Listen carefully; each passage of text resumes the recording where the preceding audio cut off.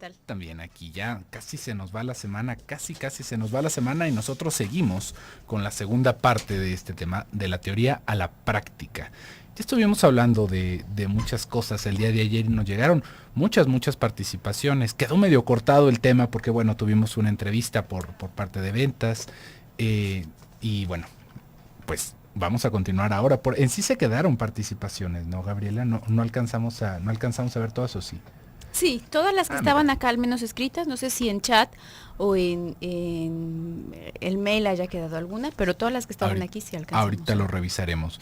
Y creo que nos fuimos como con un 50 y 50 en las participaciones que leímos, porque alguien decía que la práctica, alguien decía que la teoría, qué es más efectivo? Y bueno, acá evidentemente que tendríamos que llegar a algún tipo de conclusión, ¿no? ¿Qué es práctica sin teoría? Por ejemplo, ¿qué podríamos pensar de los primeros hombres que descubrieron el fuego? ¿No? Descubrieron el fuego, imaginemos en algún aspecto mítico, porque bueno, evidentemente no está ni en fotografía, ni en escrito, ni nada, ¿no? ¿Cómo fue que encontramos el fuego? ¿Cómo fue que empezamos a dominar el fuego? Por ahí hay una película muy interesante, Gabriela, que es totalmente sin diálogos, que creo que se llama El Cavernícola, tal cual, que se trata de esto, que es toda, igual y estoy confundiendo películas similares con el nombre, pero es toda esta búsqueda que tienen una tribu de humanos para buscar fuego, ¿no? Porque ellos veían que cuando caían los rayos pues bueno, se incendiaban los árboles y ellos podían usar ese fuego. Entonces hacen toda una búsqueda para encontrar el fuego y después de un sinfín de penurias, pues usted se ha de imaginar en la época de las cavernas, encuentran el fuego. Encuentran el fuego y se lo llevan de regreso a su aldea. Y bueno, también todas las penurias de regreso para llegar con el fuego, ¿no? Porque imagínese llegar con una bracita desde kilómetros de distancia sorteando animales, precipicios, cualquier cantidad de cosas. Y antes de llegar, ellos se caen en un lago y se acaba el fuego para el cual hicieron toda su búsqueda. Pues bueno, evidentemente que es un momento deprimentísimo en la película y debe de haber sido deprimentísimo. Imaginemos que esto fue real, ¿no? Porque realmente hay como cierto razonamiento atrás de esto, ¿no? Porque nosotros vamos utilizando lo que tenemos alrededor y eso nos es útil. Con ese fuego nos podíamos calentar, podíamos tener esa práctica como tal. Podríamos tener el uso práctico del fuego. Lo bueno es que después de la fallida búsqueda, uno de ellos, como en un arranque de obsesividad y de furia, se pone a tallar una madera contra otra. No se explica por qué, pero sale el fuego, ¿no? Ahí este primer hombre descubre el fuego y se da cuenta cómo se puede generar el fuego. Cualquier otra persona, es más, hasta usted en el día de hoy, sabe utilizar un encendedor, seguramente sabe utilizar una estufa, sabe prender un cerillo, pero usted sabe hacer fuego. ¿Qué sería más importante, usar el fuego o saber usar el fuego? También nosotros podríamos decir, pues yo leí en algún lado cómo hacer fuego, pero usted ha hecho fuego, ha aprendido el fuego.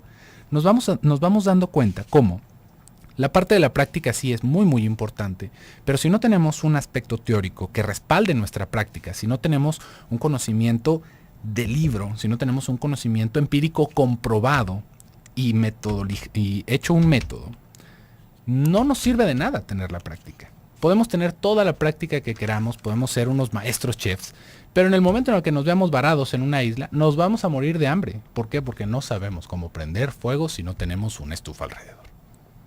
Y es que al principio necesariamente todo se va haciendo de esta manera, ¿no?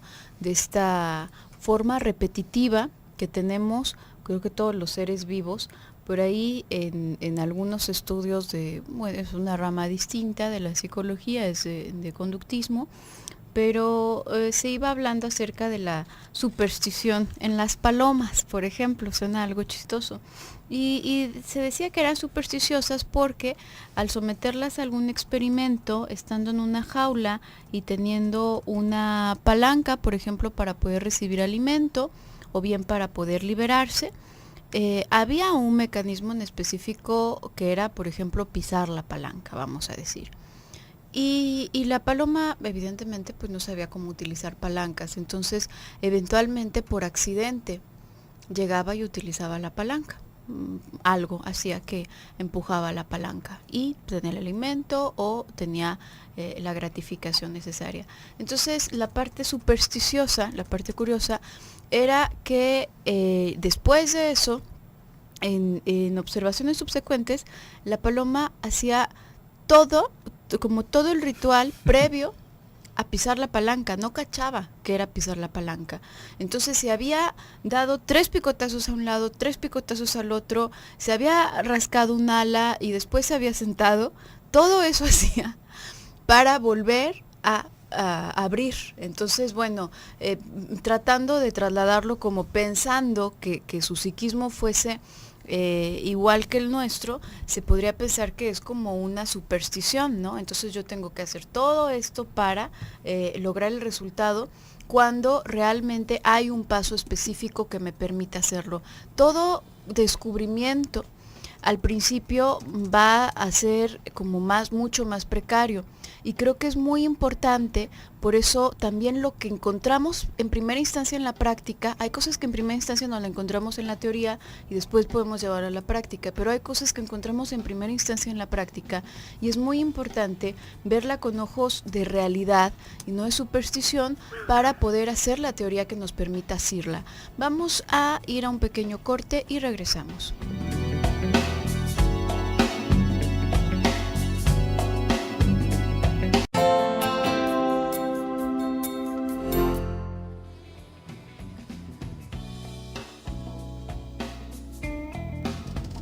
Estamos de regreso en su programa Desde tu Mirada y estamos hablando el día de hoy de la teoría a la práctica. También el día de ayer, Gaby, nos habíamos quedado con una premisa, que hay personas que son muy buenas en la teoría y hay muy buenas personas para la práctica, ¿no? ¿De qué depende esto? ¿De qué dependería que de repente hubiera personas que son muy sabias, ¿no? Muy cultas, pero a la hora de hacer, pues no hay mucho por hacer? Acá también nos vamos a encontrar con una cierta diferencia, ¿no? Como cuando escuchamos la palabra, él es alguien muy culto. Decimos, bueno, es alguien que ha leído mucho, es alguien que sabe de muchos temas, pero no necesariamente que sea una persona muy hábil. Esa sería la diferencia.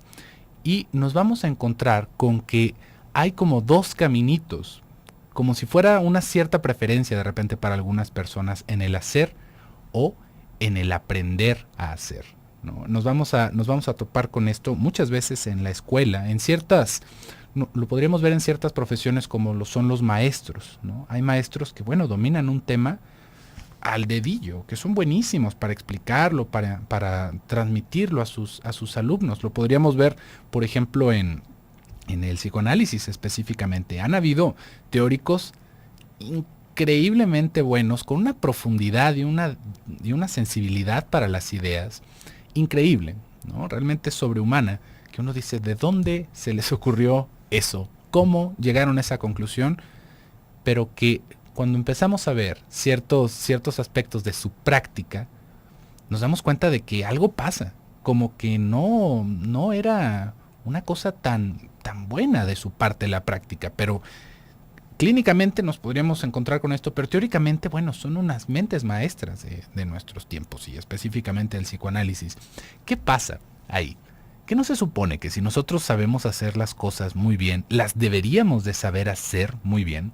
Ahí hay un brinco de capacidad en el que vamos a ver muchas más cosas involucradas, aparte del conocimiento, que eso es muy importante a la hora de que nosotros nos planteamos cualquier proyecto o cuando vemos este tipo de cosas en nuestra vida.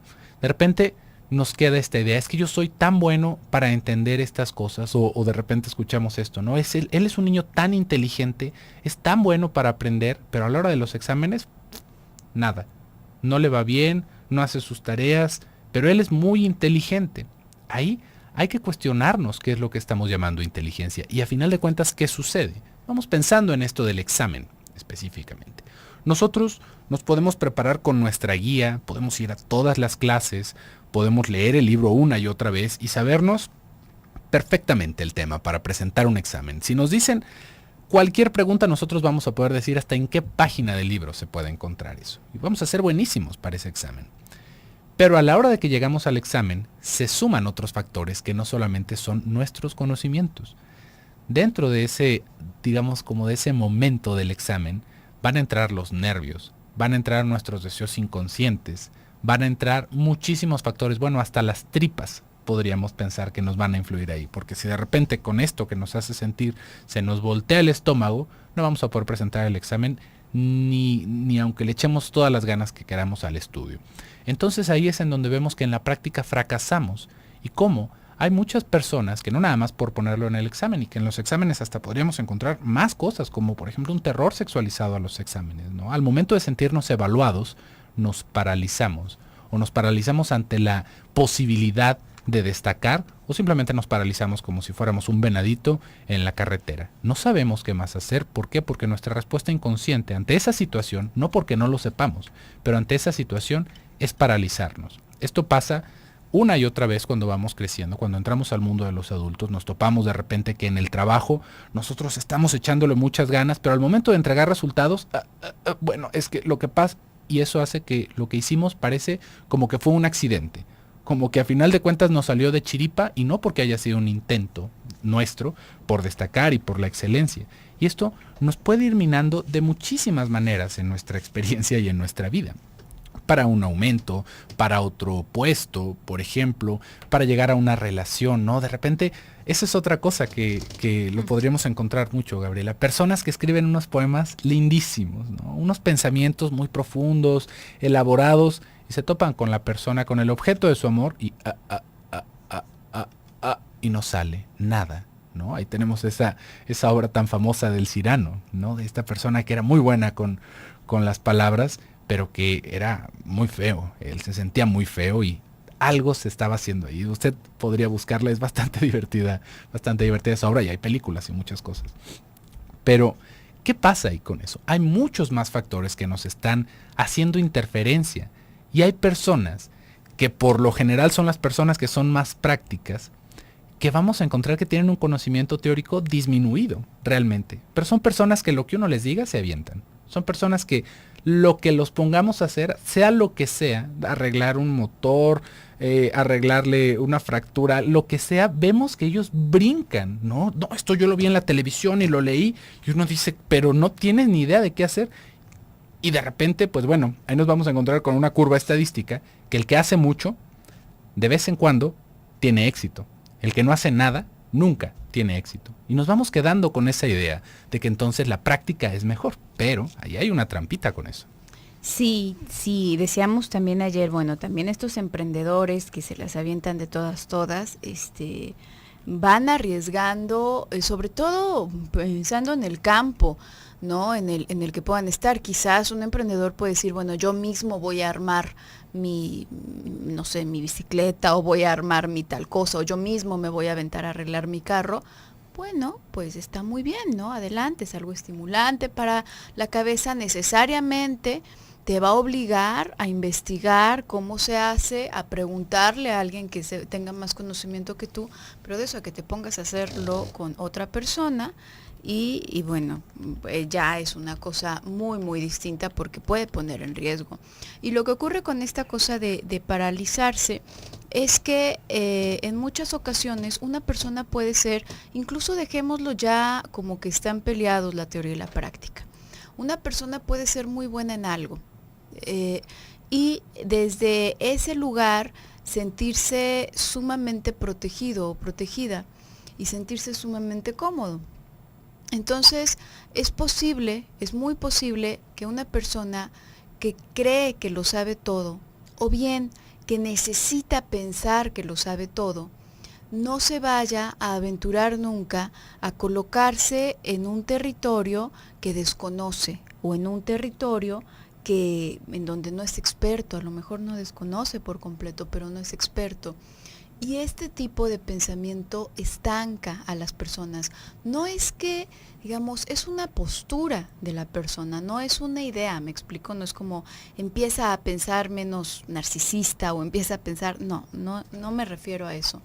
Pero las personas con estas características tienden a estancarse en donde se encuentran, porque aún avanzar en su puesto, en sus capacidades, en lo que sea, los obliga o los pone ante el dilema de entrar en una situación en donde dejaron de ser expertos, en donde ya no se saben perfectamente qué teclas de la computadora presionar o ya no se saben perfectamente los pasos, y esto asusta a muchas personas. Entonces, esta idea de que para ser reconocidos en primer lugar por nosotros mismos, tendríamos que saber todo, absolutamente, al menos de nuestra área. Es un error que de verdad estanca mucho. No hay nada de malo, absolutamente nada de malo, en regresar a la teoría. De hecho, es algo absolutamente necesario. Cuando tú ibas hablando acerca de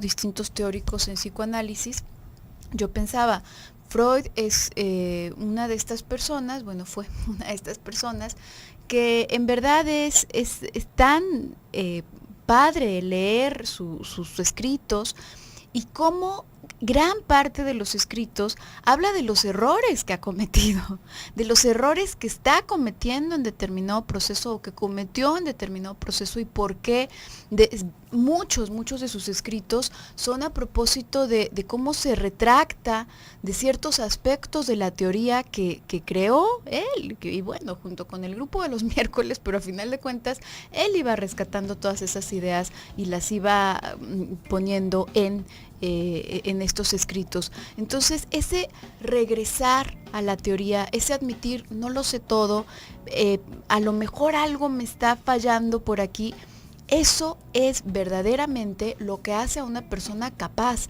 porque si no, pues entonces ya es como un producto acabado que ya no se puede mejorar nunca en la vida. Vamos a ir a un pequeño corte y regresamos.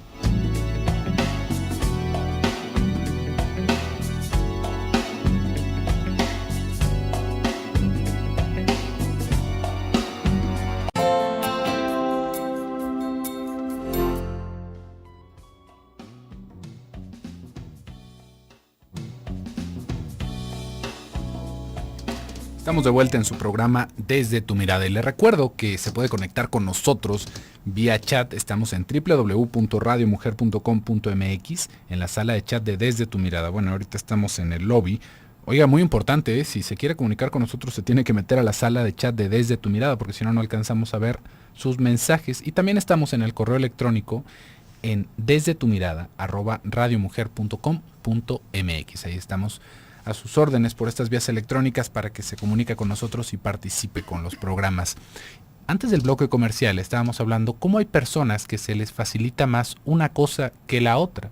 Esto, si lo quisiéramos pensar tal vez, igual y un poquito por encima, podríamos hablar de que hay personas que son muy introvertidas y por lo tanto se les facilita más involucrarse con un libro, cultivarse en esta forma y por lo tanto, ser excelentes en el campo teórico. Y hay personas más extrovertidas que pues no es tanto de su gusto estar encerrados con un libro, pero lo que se les ponga enfrente lo intentan hacer. Y por supuesto que van obteniendo conocimiento empírico y poco a poco pueden ir saliendo adelante.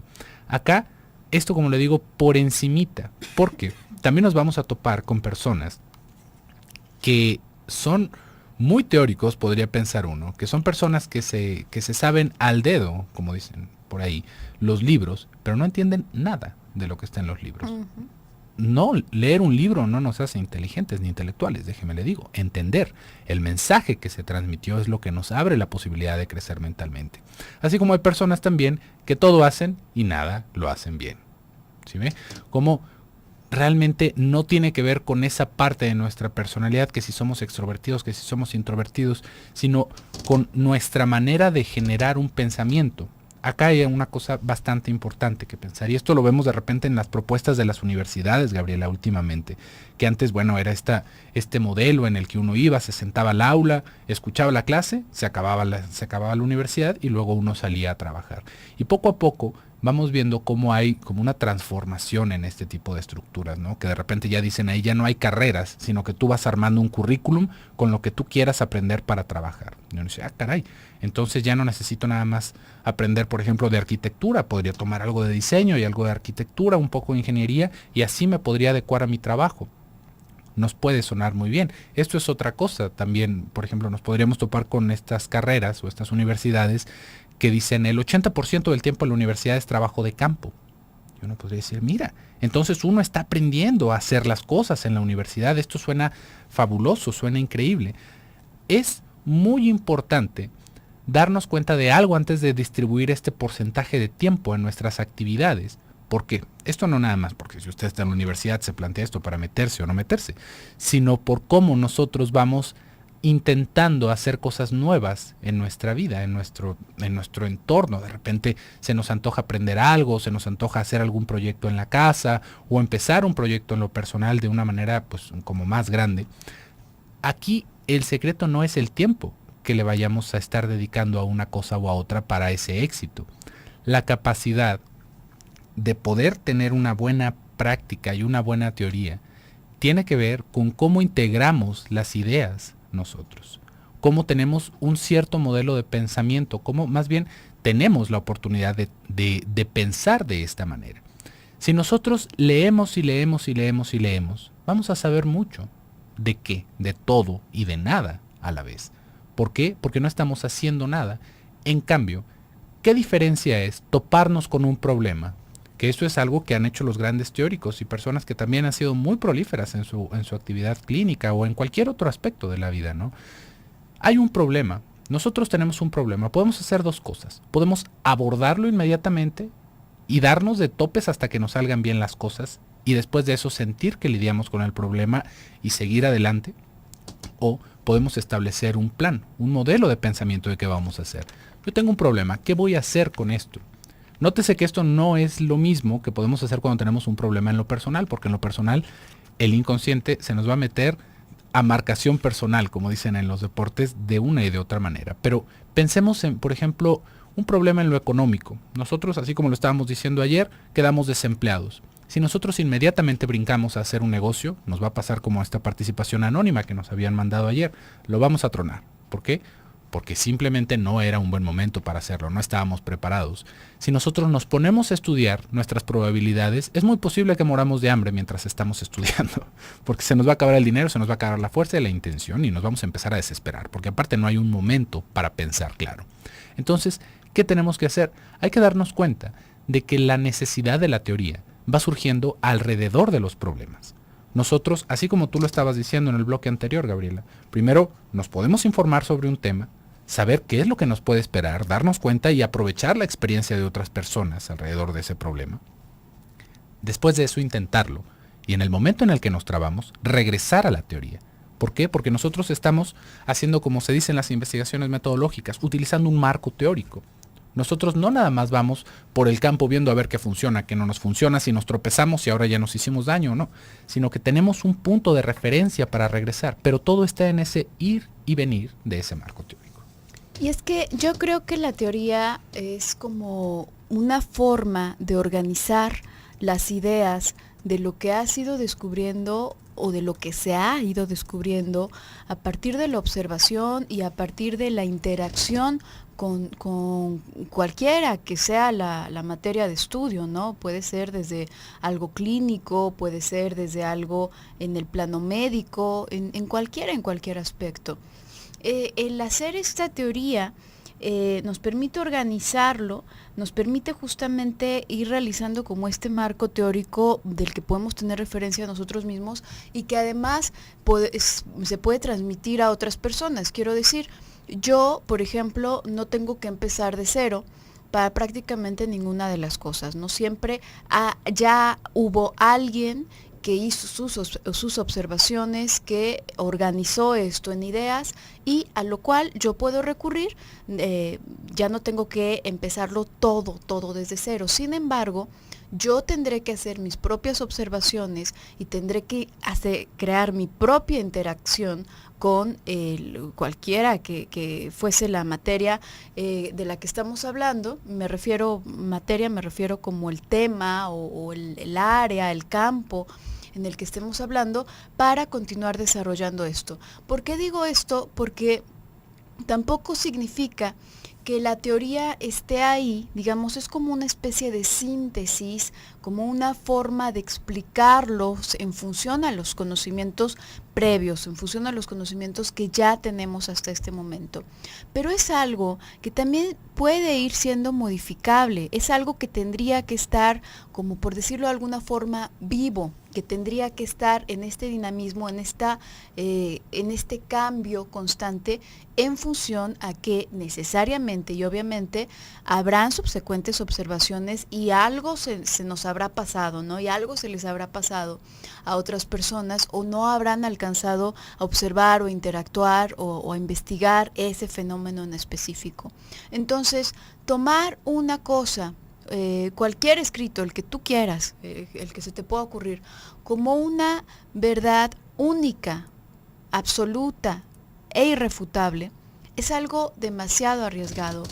Tanto el quedarnos del lado de únicamente en lo práctico como únicamente la teoría y casarnos así ferozmente con eso como que es una verdad absoluta, es una cosa, bueno, que realmente lejos de ir como en el camino que nos va llevando a descubrir, a conocer más acerca del mundo, lo detiene. Yo creo que la intención de que existan esos escritos en cualquier campo, puede ser en el campo de la moral, puede ser en el campo de la física, puede ser en cualquier campo, es justamente para que a nosotros nos sirvan como escalón para seguir avanzando, no para que nos sirvan de descanso, en donde dejar ya el avance de la civilización y de la humanidad, sino que a partir de ahí podemos seguir haciendo observaciones, podemos seguir descubriendo cosas y por supuesto que son válidas. Me parece que hay ocasiones en las que justamente por esto que decíamos hace un momento, es muy cómodo estar en un terreno que ya conoces, mucho, muy cómodo. Es más, hasta cambiarse de casa, de repente una persona puede encontrarse con una increíble oportunidad, puede que tenga un ingreso increíblemente bueno, de pronto que lo hayan ascendido en el trabajo, se pueden cambiar a una casa mucho más amplia, con mucho más facilidades, y de pronto de todas formas es pero es que es cambiarme y es algo distinto y es algo nuevo. Claro, es demasiado cómodo, a veces es demasiado cómodo estar en algo conocido, pero esa comodidad muchas veces no nos permite conocer aún más. Vamos a ir a un pequeño corte y regresamos.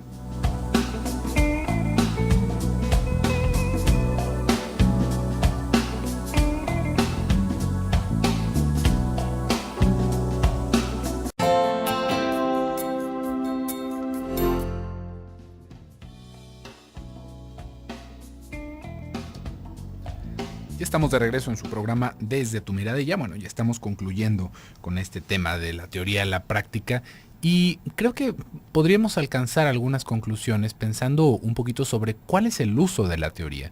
Si usted en algún momento ha querido, por ejemplo, quitar un tornillo que tiene una cruz con un desarmador plano, seguramente se ha topado con la frustración, pero a final de cuentas salió. Lo medio barrimos, nos torcimos la mano, ya no sacamos una ampolla porque no teníamos la herramienta necesaria, pero tarde o temprano salió. Así es justamente como se siente hacer las cosas si no tenemos un marco teórico, si no tenemos las herramientas necesarias para desempeñar la tarea que queremos. Puede que lo saquemos adelante, puede que nos salga. Es muy posible que rompamos lo que vamos a querer reparar. Es muy posible que fracasemos en nuestra empresa. Pero también está la posibilidad de que a final de cuentas nos salgamos con la nuestra y a final de cuentas no aprendimos nada. Sacamos el problema pero no aprendimos nada. No tuvimos una experiencia real de lo que estaba sucediendo más allá del fracaso que tuvimos. Entonces, ¿qué pasa cuando nosotros, esto es en un ejemplo muy sencillito con un desarmador de cruz, o que lo queremos sacar con la uña, o que lo queremos sacar con las llaves, con un cuchillo, lo vamos a sacar, seguramente lo vamos a sacar, pero nos va a costar un trabajo increíble, un trabajo que no nos debería de costar si tuviéramos la herramienta necesaria, y esto es justamente la utilidad de la teoría. No es algo que esté peleado. Acá la pelea se va generando alrededor de las personas realmente que no les gusta aprender, que no les gusta intentar mejorar en sus actividades. Ahí es en donde se dice, es mejor ser bueno para las cosas que saber mucho. ¿Por qué? Pues porque seguramente no nos gusta saber. Es bueno ser bueno para hacer cosas y es mejor todavía si sabemos por qué salieron así. Y nos van a salir mucho mejor. De la misma manera, es esta misma experiencia de las personas que saben mucho pero que no saben hacer nada. Por ahí hay un cuento sufi que está bastante gracioso, creo que ya en algún momento lo había platicado. Está el mulá de Nasruddin cruzando un río en su balsa y se sube un pedagogo muy famoso de esos entonces, lleno de pergaminos, con un ropaje muy, muy elegante, y le dice, ¿a dónde nos vamos yendo, señor pedagogo? Y le dice, ¿a dónde nos vamos yendo? ¿Qué manera de hacer una oración? ¿Que usted nunca ha aprendido de gramática? No, pues no. Ah, pues usted ha desperdiciado la mitad de su vida. Van cruzando el río y empieza un tormentón horroroso y empieza a hacer agua el bote.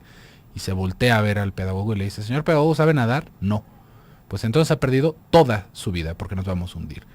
Esto nos va demostrando también, digamos, con una anécdota chistosa, cómo el hecho de saber sin aplicar nada de lo que sabemos nos sirve de lo mismo que un palmo de narices.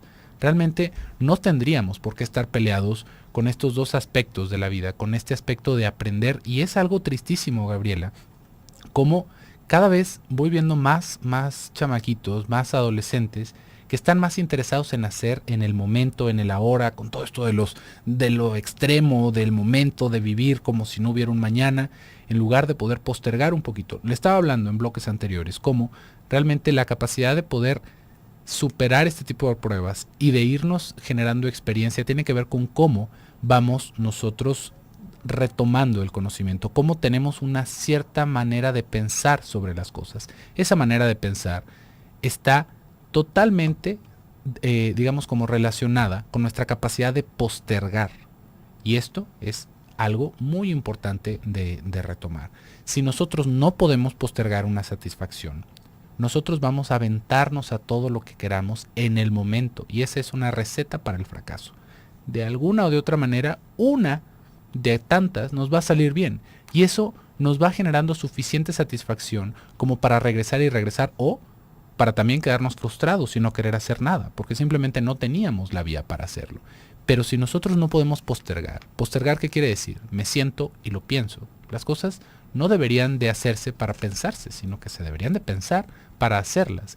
E irnos ayudando de esta forma de pensar, irnos ayudando de nuestra experiencia y no pensar que sobre la misma experiencia vamos a tener el mismo resultado que si hubiéramos tenido un marco teórico. Porque esto también, ¿cómo se escucha, Gabriela? Es que estudiar ¿para qué? Si uno se puede poner a trabajar inmediatamente, pues bueno, ¿qué nos estamos gastando el dinero en las universidades? Uno ya puede empezar a hacer dinero. Pues sí. Y no quiere decir que una cosa esté bien o esté mal, pero ojalá y no sea esa su tirada si usted quiere ser terapeuta, ojalá y esa no vaya a ser su tirada si quiere ser médico, por favor, o arquitecto. Si usted está conforme con algún tipo de oficio, con algún tipo de práctica que no requiera tanto conocimiento teórico, bueno, adelante. En serio que adelante. De todo se necesita en este mundo, pero no es para menospreciar una cosa de la otra. No quiere decir que haya una sola manera correcta de hacer las cosas. Hay personas que, bueno, no tienen esta capacidad de postergar como para poderse adentrar a una profundidad mayor a las cosas, y tenemos muchísima mano de obra de todas estas personas también, que es muy necesaria y que no es para nada en un plano inferior a lo otro. Y bueno, en realidad creo que sería como esta una muy buena forma de concluir, ¿no? Es una herramienta. La teoría es, digamos, todo el bagaje que tú vayas teniendo te va a funcionar como herramienta. En el momento en el que estés en práctica de cualquier cosa sin que te des cuenta, te va a salir esta opción como parte de todas las herramientas de las que puedes echar mano para resolver o para entender una u otra cosa. Entonces no te tienes que preparar como en un examen. Si apenas vas saliendo de la universidad, si apenas estás entrando a un nuevo trabajo que te han cambiado, que tiene una capacitación, no es que te tengas que aprender las cosas como si fueras una máquina y ahora te vas a reprogramar para hacer esto. No te tienes que preocupar tanto. Una vez que tienes la teoría, te puedes relajar. Hay muchas personas que se angustian mucho porque sienten que tienen que recordarlo todo con pelos y señales. El simple hecho de que lo sepas y de que sepas hacia dónde tienes que recurrir en el momento en que algo se te atore, eso es más que suficiente y eso es lo que te va a ir permitiendo hasta encontrarte con nuevos caminos que ni siquiera habías visto en la teoría, y vas a descubrir nuevas cosas. Entonces no hay que asustarse en ese sentido, no hay que creer que tenemos que prepararnos para la vida como prepararnos para un examen, que nos lo tenemos que saber todo con pelos y señales. Y sobre todo, algo que realmente hace en cualquier aspecto humano, no nada más en lo más intelectual, sino también en lo más sencillo, la curiosidad. Jamás matar la curiosidad, siempre que te dé curiosidad algo, lo que sea, por absurdo que suene, por irrelevante, totalmente irrelevante a tu campo de trabajo, a tu campo de estudio, a lo que sea, siempre que algo te dé curiosidad, investígalo, porque no tendríamos nada de lo que tenemos como civilización si no fuera por la curiosidad que tenemos. No está claro la importancia de esta capacidad de postergar, de hacer porque claro, por un lado, necesitamos hacer cosas, pues redundantemente, por necesidad. Necesitamos hacer cosas para comer, necesitamos hacer cosas, trabajar, etcétera. Claro, uno puede decir, pues ¿para qué estudio si puedo trabajar y gano dinero desde ahorita? Pero no es a propósito nada más de ganar dinero, sino acerca del placer que te genera ir descubriendo, ir indagando en las cosas que están a tu alrededor. Y en verdad que es por curiosidad que hemos creado tantas cosas, que se ha inventado tantas cosas y que se han descubierto tantas cosas tan increíbles y que bueno, parecen como sacadas de una historia de ciencia ficción totalmente, como puede ser sencillamente, en verdad, el medio por el que nos estamos escuchando ahora. La herramienta de internet, por ejemplo, uno puede decir, bueno, pero es que si yo quisiese investigar acerca de este tema, no sé cuál sea la rama que lo estudia, no sé en qué biblioteca tengan esa información, no sé utilizar esa biblioteca. A lo mejor sí, mira, ahora en este momento tienes internet, si a ti te da curiosidad cómo se hacen las botellitas de agua, puedes buscar cómo se hacen las botellitas de agua y te vas a dar cuenta, si te da curiosidad saber cómo funciona el bloqueador solar, por qué puede protegerte de los rayos UV, cómo búscalo, de verdad, esa curiosidad que tienes, a lo mejor a ti te parece muy desenfocada de tu área de trabajo o de tu objetivo en ese momento, pero jamás hay que detenerla, porque gracias a esa curiosidad es que se van haciendo los grandes teóricos, gracias a eso es que se van haciendo los grandes expertos, aquellos científicos que han hecho tantas cosas tan buenas por la humanidad. Entonces, bueno, siempre hay que darle un empujón a eso.